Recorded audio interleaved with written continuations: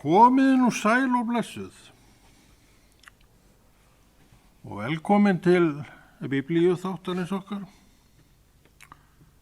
sem við elskum hreint og ekkert öðru sem það. Veistu af hverju? Að við elskum Jesú Krist. Og hér er vopnið okkar, merkilega, og kerti sem eru eiginlega að brenna upp. Við vitum ekki hvort við notuðu nema í þetta skiptið en við sjáum til. Við erum nýtnar manneskjur og engin húfa og hún er þetta við hliðina á mér og ég nota hana. Það var sleppinni núna. Hvað gerist þegar ég nota hana svona núna? Er þetta móðgun? Maður er svo frakki núna. Franskur maður, ekki frakki og sem að klæði sig í. Ekki hafa hana bara svona, býsnafallegt. Frakkarnir voru þeir ekki alltaf með einhvern veginn svona húr. Þá verðum við bara frakki í dag. Frakki í dag. En sjást ekki kertin mín. Og við þurfum eitthvað að negra þessu til. Mikið annars er ekki bara, sér ekki allt. Þessar blessari myndavél. Eigum við að færa þetta svona. Það byrju við í að rugla eitthvað. Og sjá við þess. Við þurfum að hafa þetta hér eitthvað staðar. Við þurfum bara að hafa þetta hér. Við erum svona aðeins öðru sér núna. Þetta fer nú bara tíminn í þetta, þannig að svo var bara tíminn búinn þegar ég er loksins búinn að stilla þetta af. Þetta er svona, þegar sjónin er ekki alveg 100%. Við getum kveikt einu kerti á og svo líka hinu og glatt okkur smá eigi skuði því hann að okkur snýr. Þetta var nú ekki góður kveðskapur. Ég held ég nota hann ekki aftur. En að þegar hann er komið fram, þá leiðum hann bara að standa. Það sem hann var framsettur. En það sem ég er að velta fyrir mér með þetta, ég er alltaf að reyna að haga í þannig til að bæði kertin sjáist. En maður sér svo illa, maður er svo yndislega heppinn þar, maður sér mjög illa. Það ef ekki að leyfa þessu bara að vera svona. Ég sé þá eftir hvort að bæði kertin sjáist. En við kveiktum einu kerti á og allt það, þannig það er allt í góðu lagi. Og klukkan okkar, hún tefar. Og ég held að það sé eitthvað að gerast með þetta blessaða kerti, það lekur svo úr því. Það var kert að leka. Ég veit það ekki. Ég veit ekki allt. Nei, hann er ekki leikið úr það, það komið eitthvað áðan.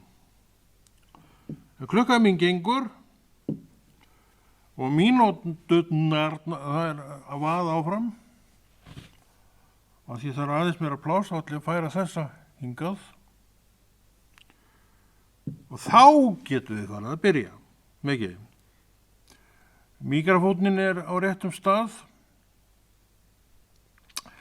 Kannski aðeins svo langt frá mér en við látum það líka standa bara eins og það er. Húan höfðinu á er, eins og við vorum að tala um það, svolítið frakkaleg í dag. En er ekki frakkar fínasta þjóð? Ég man ekki hvort, ég held að við komið eitthvað tíma til Frakklands. Þegar maður var í þessu siglingu sínu þá kom nú í það. Þannig að ég er víðförull maður.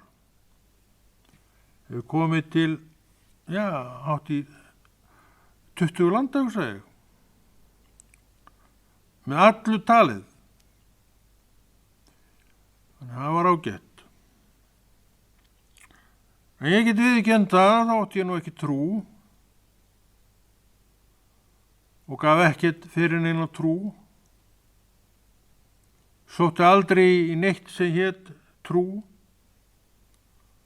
En þó man ég eftir atviki í Hollandi.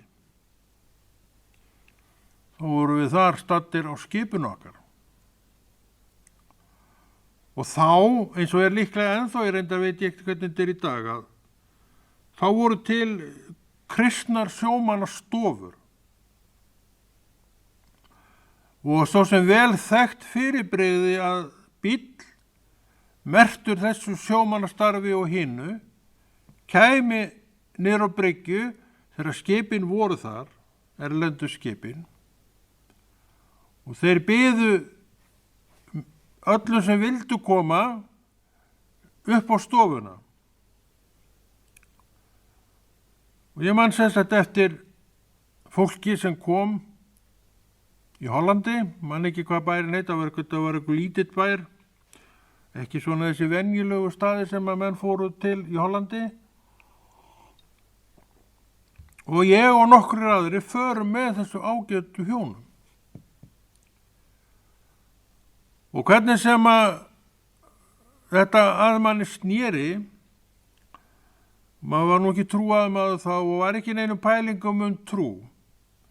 En ég man alltaf eftir því hvað mér leið vel þarna hjá þessu ágæta fólki. Svo fyrir utan það var það afskaplega prútt og hlýtt og notalegt. Í dag veit ég þetta, þarna var bara trúað fólk á ferð, en ég pældi ekkert í því þá og spurði ekkert, og það var svo sem ekkert sem benti til þess að þarna væri kristilegt starf að ræða, en það var maður ekkert að velta því fyrir sér. Á þessum tíma neyti ég ekki neins áfengis og var alveg tilbúin til þess að fara inn á staði þar sem að slíkt var ekkert haft hand, og þarna var hægt að fá sér kaffi og öl og gos og eitthvað léttan bjór, pilsner eitthvað og eitthvað kannski aðeins sterkar en pilsner. Þannig að hugleiðingarnar okkar voru ekki þeim megin. En maður fékk sér nú eitthvað kaffi og ég man, og þarna var þetta að spila biljart. Ég man ekki hvort við tókum í biljartinn, en kannski gerðu við það. Samt þessi hjón einhvern veginn mjög minnist að mér. Ég kynntist ekki neitt og þau bara voru þarna, og ég man þetta kallið var að þurrka með viskastykki ykkur glös sem hann var að vaska upp. Þetta voru indælis hjón, ég man það. Af hverju voru þau indælis hjón? Því að þau voru trúið. Mér þess að hollendingar, þeir státa að því að eiga til gott kristið fólk. Hvort þessi staður sé ennþá rekinn, veit ég ekki. En eitthvað segir mér að þegar við komum þarna, þá hafi starfsemin verið búin að vera nokkuð lengi. Á Íslandi hefur aldrei þrifist neitt svona sjómannastarf með stórum staf og ekki kristilegt sjómannastarf með stórum staf nema einhvern tíma.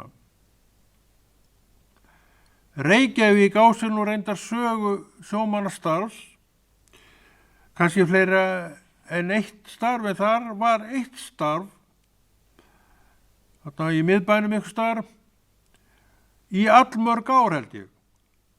En þegar ég komin til sögunar þá ekki slíkt í gangi. En þetta hús stóð nú þarna lengi og nú líklega til ennþá, ég bara veit það ekki, en ég veit að engin starfsemi hefur verið það neins svona alvöru starfsemi sem í kringu sjómenn í áratugi. En það var svolítið verið að blína á sjómenn á þessum árum vegna þess að sjómannastéttin einhvern veginn, hún var svolítið hátt skrifuð hjá fólki en annað í dag. Hvað hátt skrifað í dag? Ég bara veit það ekki. Nokkuð sem eitthvað sérstaklega hátt skrifað hjá okkur í dag? Þetta ekki bara eitthvað lína, flöt lína sem við erum á meira og minna? En þeir tímar voru einu sinni með öðrum hætti. Þá voru svona, já, þessi lína kannski uppi. og einhvers staðar á þessari línu var þetta kristna trúboð. Sjómannastarf var aldrei neitt annað en kristilegt trúboð. Og Íslendingar áttu eitthvað svolítið að því. Reykvíkingar, Hafnfirðingar, ég held að hafa nú aldrei verið neitt þar, svona þrýst nú ekkert kristilegt í Hafnarfirði, við vitum það. Ísfirðingarnir voru með þetta og nokkuð veglegt í Betel, var það ekki Betel, það var Betel í Vestmannaeyjum, það skiptir ekki máli. En þar var sjómannastarf til áratuga og maður að nafni Sigfús gegndi þessu starfi í áratugi. Og margir sem voru þá á togurum og bátum og skipum og komu þangað, mun eflaust eftir bæklingunum sem blessaði kallinn Sigfús var að dreifa borð, og ég man eftir því að við komum þarna á togara og svo þegar við komum borð aftur þá eru þessi bæklingar á borðum. Ég sá nú aldrei þennan mann þá og ég kynntist honum aldrei með beinum hætti þessum ágæta manni, en það skeiði að ég var náttúrulega trúaður maður og er að skrifa eina grein í Morgunblaðið trúarlegs eðlis og gerir reyndar enn, að þessi ágæti bróðir Sigfús sendir mér bréf heim og ég man ekki alveg hvernig hvað í stóð, bara svona hvatning og gaman að hafa fengið það, og hann sendir mér annað en ég svara, ég nú svo ókurteis maður að ég svaraði aldrei bréfi mannsins tilbaka. Ég kann ekkert á neitt svoleiðis. Hvað það og svo hætti þetta, ef það kemur ekki svara þá nennir maður ekkert að standa í því. En ég man mjög vel eftir þessu bréfi, en þá var maður á þeim stað sem maður er ekki á í dag, að ég var til að byrja með hændur að þjóðkirkjunni. Og ég segi nú ekki ímugust á þessum frjálsu kirkjum, en ég hafði ekkert álit á þeim. Það verði nú bara að segja. Og þessi ágæti vinur minn, bróðir í Kristi, var úr þessari deild, og ég veit að það var svona svolítið að fæla mig frá því að vera neitt að eiga meira við þetta. En svona erum við nú stundum. Og það var svolítið bil þarna á milli, það var eiginlega bara veggur þarna á milli. Ég held að það sé nú bara hægt að orða það þannig á milli þjóðkirkju og þessara frjálsu safnaða, svokallaðra frjálsu safnaða. Ég er nú ekki viss að ég samþykki það í dag að þeir séu eitthvað frjálsari heldur en bara þjóðkirkjan. En ennþá er í frjálsu söfnuði í dag, ég er aldeilis ekki mótfallin þjóðkirkjunni fyrir 5 ára, því get ég lofað ykkur. Og enn minnist ég orða Jesú Krist sjálfs í fyrsta skipti sem ég sá þó ekki, þegar hann stóð andspænis mér í fyrsta skipti. Og ég hef svo sem vitnað oft það, að það var á stund í Norðfjarðarkirkju og það var boðið fram til altarisganga sem sagt. Brauðsbrotning heitir það á máli frjálsu kirkjana. Og ég kem fram eftir streð og basl. Það var tilkynnt áður, á stundinni áður, þær voru þarna með hálfsmánaða millibili eins og við þekkjum, kannski mörg. Og það var tilkynnt að það yrði þessi altarisganga næst þegar yrði messað. Og ég var nú aldrei orðinn bara, ég mæti nú á sjálfsögðu og fer til altaris. Ekki málið. Þannig kem ég inn alveg ákveðinn. En svo fór nú herra Evi, kvíði og kjarkleysi kannski að mæta. Og þetta endaði allt með því að ég bara sleppi þetta nú. gera þetta næst. Og þar við satt. En Drottinn ætlaði þessum unga manni þá, hann var yngri en núna, annar hlutverk. Og ég hef líka oft vitnað það og þetta skeði þannig að ég veit ekki fyrr til heldur en ég er á gangi meðfram bekkjaröðunum fram. Það var bara eins og verið gripið í öxlinn á gamla, hann bara vippaði þarna fram á ganginn og þannig var þetta. Ég mundi ekki eftir mig bara nema ég var komin á gang og var að labba fram til altarisins. Þetta er sannleikur. En þeir sem voru í kirkjunni og muni eftir sáum við þetta standa upp og ganga þarna til hliðar því að ég var á næstaftasta bekk, maður var alltaf þar. Þú þekkir það nú. Og ég bíð í röð. Þangað til koma mér og þá gerðist undrið. Drottinn sjálfur í allri dýrð sinni mætti mér. En ég sá hann ekki. En ég vissi hver þetta var. Akkur ég þekkti hann. Og hann talaði með þessu. Já, vissu fattaði ekki hvað hann sagði fyrir einhverju 2-3 dögum seinna. En þarna kemur náttúrulega haffyringurinn upp í mér og seinfattandi gablari. Þannig að þetta er alltaf eðlilegt. Og hvað sá hann? Það voru merkileg orð og þau eru enn í gildi. Man alltaf þetta því hann gerði svona með fingrunum. Hann sagði, ég er í þessari kirkju og þú þarft ekki að fara neitt annað til að finna mig. Þess að hann starfar í þjóðkirkjunni líka. Og nú ert þú alveg bara hættur að trúa orðum þessa manns. En þetta sagði við mig. Og þetta sem uppkom þarna í þessari ágætu Norðfjarðarkirkju 1994 eða 3-4 kannski. Það ætlaði ekki verið 1993. Þetta er nú orðið nokkuð langt síðan. Þetta er 20 árið ekki? Nei, ekki 30. Ég nenni ekki að telja þetta saman. Ég var að leggja þetta saman í ritulinu minn og eftir.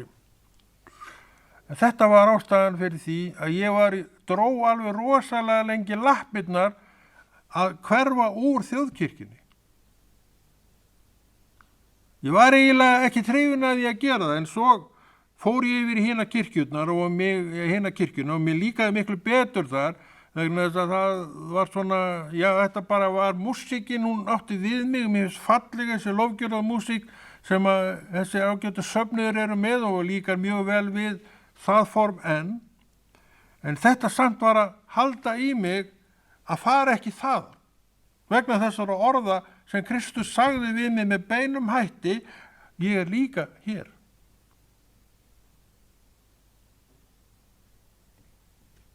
Þannig við skulum ekki vera að höggva of mikið í þjóðkirkjuna.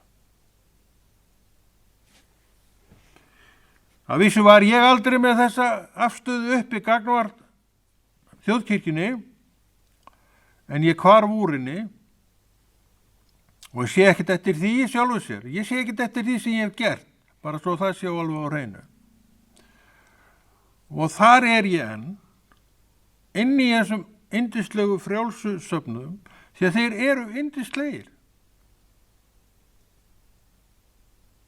Og maður er náttúrulega búin að sjá ýmislegt gerast. Maður hefur séð fulla sali af fólki inn í þessum kirkjum og líka örfáar hræður inn í þessum sömu kirkjum. Og allt þar á milli. Við erum á bænastöndum sem voru jafnvel tugir manna á. Og líka það sem voru kannski bara 2-3. Og allt þar á milli. Þannig að þetta hefur allt saman gengið í bylgjum. En vaknar alltaf inn á milli og það finnst mér í sjálfu sér alveg vera stórmerkilegt mál hvernig þetta er. Og núna er sú bylgja uppi að kirkjurnar eru aftur að fyllast fólki. En ég hef séð þetta allt áður. Fyrir mér er þetta ekkit nýtt. Þetta hefur gengið í bylgjum, ég ræð engu þessar bylgjur. En ég hef nú mætt samt og held áfram að mæta. Hvort sem salurinn fullur af fólki eða með fáum einstaklingum. Af hverju? Af því ég að mæta á fund lifandi Guðs. Það ekkert annað sem ég að pæla í. Og stundum salurinn, já, uppbyndi fullur. Og stundum þar örfáar manneskjur. Þetta snýst ekkert það. Þetta snýst það að þú standir þínar plikt andspænast lifandi Guði. Ég líka í þessari kirkju, sagði mig. Þannig að þú þarft ekki að fara neitt annað til að finna mig. Ég held að þetta sé gullvæg setning sem gildir alltaf. Kristur Hann í mér og hann í þér. Þannig við þurfum ekki að fara neitt sérstaklega langt til að finna.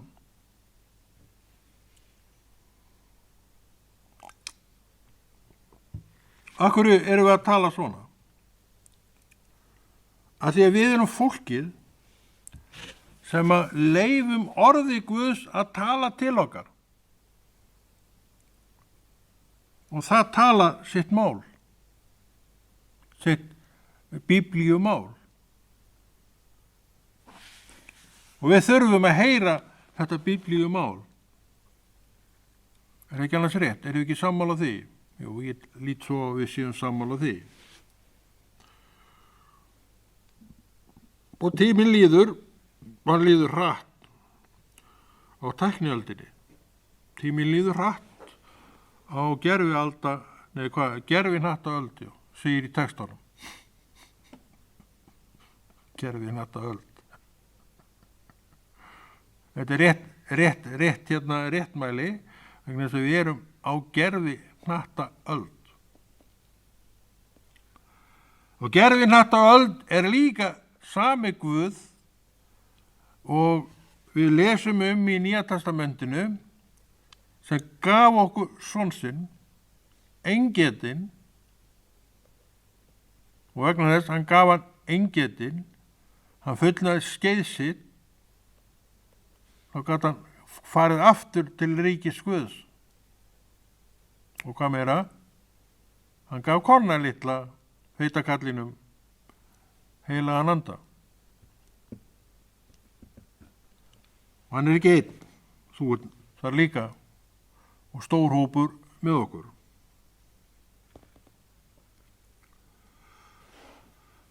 Allt vegna þess að Drottinn stendur við það sem hann sagði.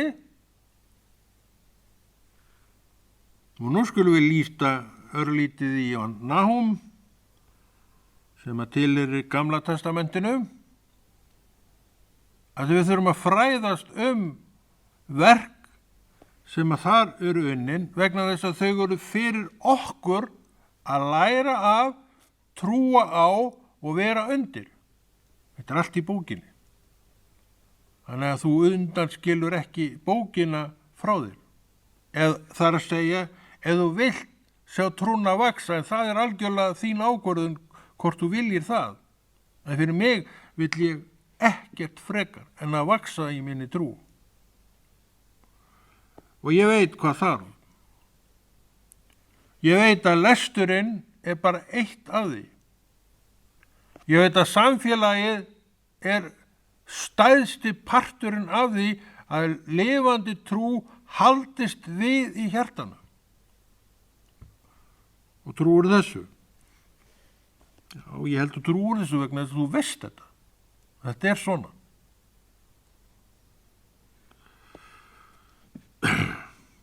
Nahum, annar kafli. Sjá á fjöllunum fætur fagnaðarboðans, þess friðin kunngerir. Halt hátíð þínar Júda og efn heit þín. Illskan mun ekki koma yfir þig aftur. Hún afmáð með öllu.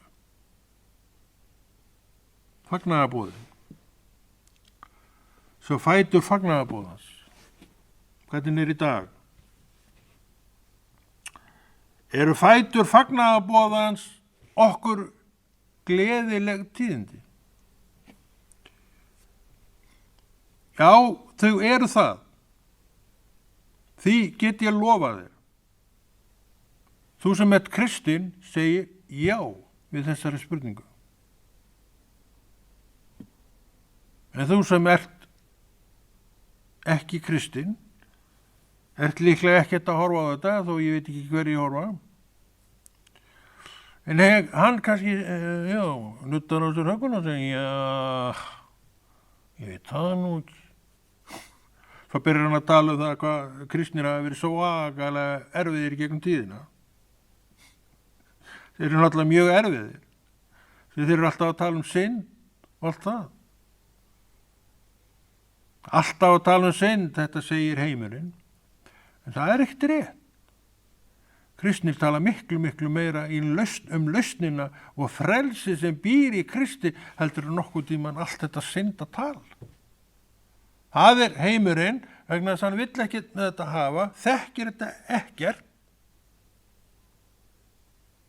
sem gerir ábyrgðina mína talsvert meiri. En ekki, ég þekki þetta. Og mér ber að láta vita af þessari bók og innihald hennar einkum og sér í lagi. Þannig ábyrgðin er nokkur. Og fyrir mér er fagnaðarboðin fagnaðarefni. Og ég veit, þú tekur undir þessi orð þar að segja, sértu á sama stað og þessi yndislegi maður að trúa á lifandi upprisin Jesú. Hann er fagnaðarboðin. Hann er sérstætt fagnaðarboði allar annara fagnaðarboða. Og ég vil vera þar í hópnum, sem þá þessi fagnaðarboði. Að því ég geta. Drottinn segir að ég eigi að gera þetta. Og ég með þess vegna heldur þetta verk áfram sem hér hefur verið unnið. Að því ég, segðu þetta með mér, vil standa mína plikt í Jesú nafni.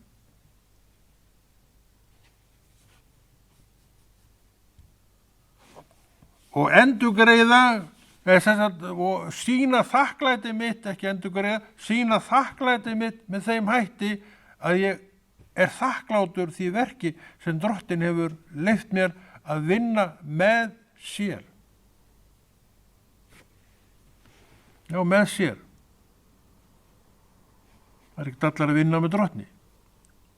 En þeir sem vinna með honum, lúta hans stjórn í einu og öllu, eru lukkunnar pannfílar og verða aldrei neitt annað. Og bara það er sitt fagnaðarefni fyrir mig að heyra, því að ég segi, svona er þetta. Svona er þetta. Skiptir engu máli hvort að húan snúi svona eða svona, má gera hvort sem er, að þetta er sannleikur málsins. Og það er sannleikurinn sem gerir okkur frjáls, segir Drottinn sjálfur. Ég veit að þú líklega veist það líka, en svona er þetta. Það gerir okkur ekkert frjáls nema það að vita sannleikan. Sannleikurinn setur punktinn fyrir aftan. Ekki nema sannleikurinn setur punkt fyrir aftan. Ef engi punktur er, þá getur haldið áfram með línuna alveg út í eitt og þetta verður ekkert nema skáldskapur sem við verum að bera fram. Er ekki svolítið mikið af því í dag að skáldskap margs konar? Það verður vera til ógrynni af skáldum og ég ger ekki lítið úr því. Það er gaman að vera þar. Það er að segja, ef maður er á þeim stað að vilja koma fram með eitthvað sem skiptir máli. Og hver metur það? Auðvitað höfundurinn sjálfur. Hann metur það. Annað er síðan hvernig menn taka því sem verður að segja. Og það sem við erum að gera hér, er eins og þú veist eflaust, við erum að tala mikilvægi þess að bera fram orð Guðs. Og við erum líka búin að komast að því sem hefur verið að fylgjast með þessu þáttum, að hún er svona uppstillt bókin, en í raun og veru er henni ekkert ætlað þetta hlutverk. Bara eitt og sér, hún eigi bara að vera svona. Hvað veist þú efnisinnihaldið ef þú opnar hann aldrei? Þannig er með allar bækur. Ef þú opnar ekki bókina, þá er það þetta sem þú sérð. Hvað veistu meira? Ekki neitt. En þegar þú ert komin á þann stað að þú vilt nú kannski vita eitthvað meira, þá er ein leið og bara ein leið. Þessi. Matteusar guðspjall blasir hérna við mér. Fallegt guðspjall. Ég veit ekkert hvort að þetta er fyrsta guðspjallið sem var gefið þar út. En allavega lengi hefur það verið fyrsta guðspjallið sem blasir við þegar þú opnar Nýja testamentið þitt. Heldur reyndar að Matteusar guðspjall sé ekki fyrsta guðspjallið sem gefið voru út. En þó ég bara ykkur að segja, ég bara veit það ekki. Það skiptir ekki neinu máli fyrir mig. En þetta er Guðs orð og allt Guðs orð skal móttekið með þeirri virðingu sem að Guðs orð er, og þá líka fögnum við fagnaðar boðskapnum sem að fagnaðarboðin er að flytja okkur og við vorum að lesa áðan. Ef við vitum engin skil á orði Guðs, hvorki í Gamla testamentinu né Nýja testamentinu, þá held ég að þessi hugsun komi aldrei upp. Því okkur er slett sama þá hvort sé verið að boða eða hvort sé ekki verið að boða. Boðunin truflar suma, en ég hygg að ef hún truflar einhvern, þá sé það fólk sem drottin er byrjaður að eiga við.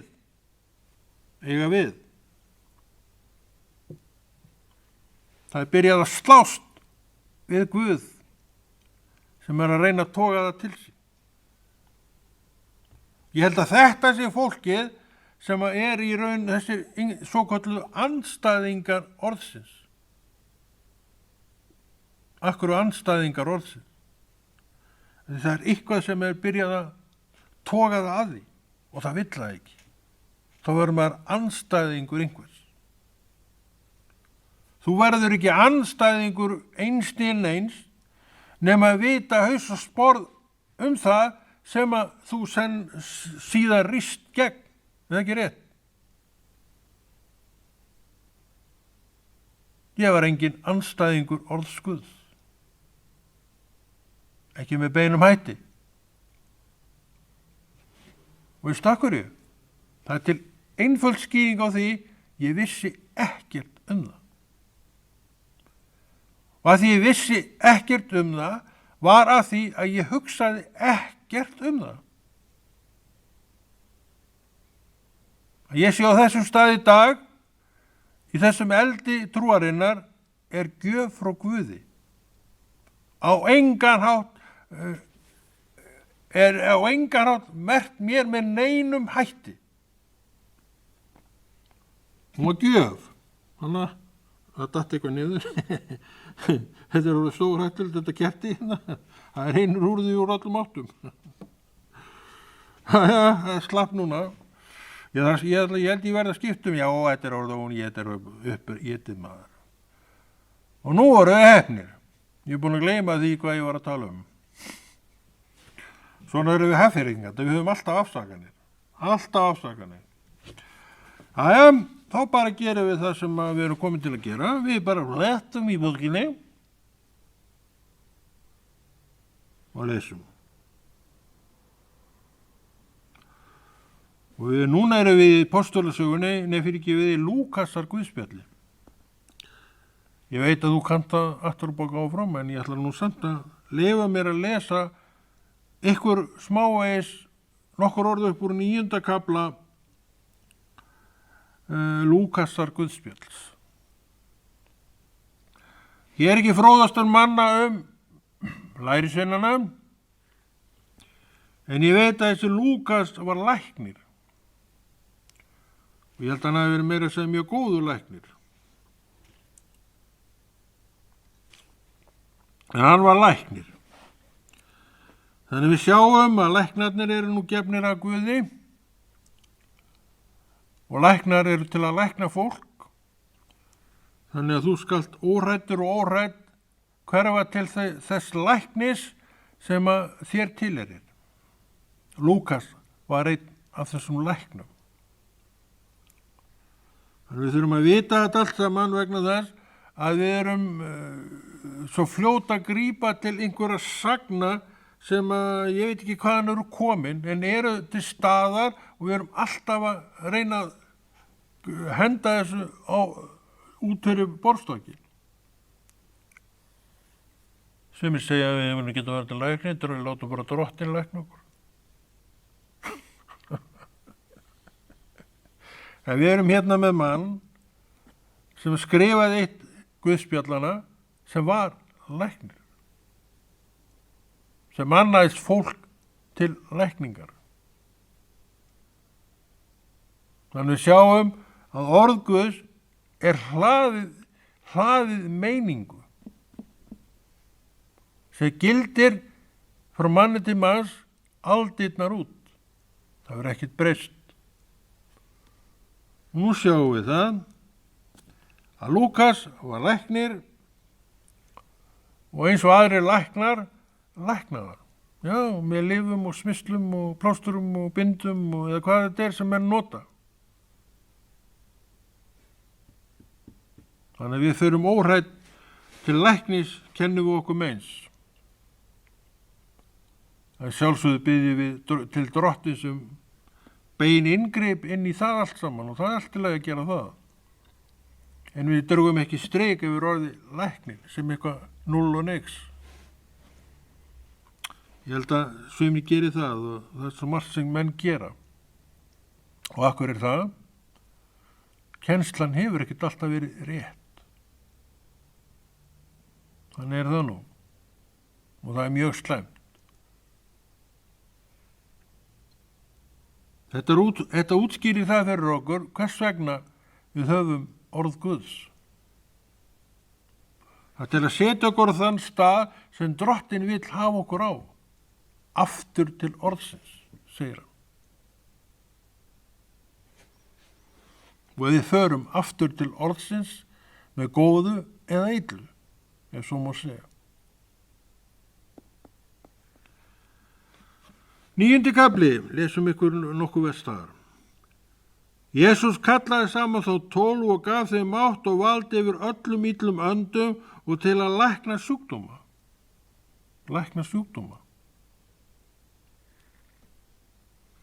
Hann sendi þá að boða Guðs ríki og græða sjúka og sagði við þá, taki ekkert til ferðarinnar, hvorki stafni mal, brauðni silfur og enginn hafi 2 kirtla. Og hvað sem þið fáið inni, það sé aðsetur ykkar og þaðan skulu þið leggja upp að nýju. Hvað sem þið hafi inni, það séu þið þannig til leggið af stað á nýjan leik eitthvað í þeim dúrum. Akkurju. Það gæti verið, minn kæri vinur, að þeir líkaði ekki að vera að. Og þú vilji bara fara. En Drottinn segir, það sem ykkur verður boðið inn, það sé aðsetur ykkar þangað til þér hverfið úr afstæðunum og farið yfir á annar stað. Mjög mikil viska þarna á ferð sem ástæða er til að minna bæði sjálfa sig á og aðra. Já, það var tekið vel á mót okkur, en svo breyttist eitthvað hjá mér sjálfum. En Drottinn segir, láttu það ekki ráða ferðinni. Það er það sem hann að segja þarna. Aftur til orðsins. Það er nefnilega málið, minn kæri vinur, að við þurfum að fara aftur til orðsins og ég verð nú að ráta þá stund að þetta er bara búið. Þetta er bara búið ef ég er að byrja. Ef við erum tímakallar, við verðum að hlýða kalli tímans. En við getum glatt okkur með því að segja að kemur dagur eftir þennan dag.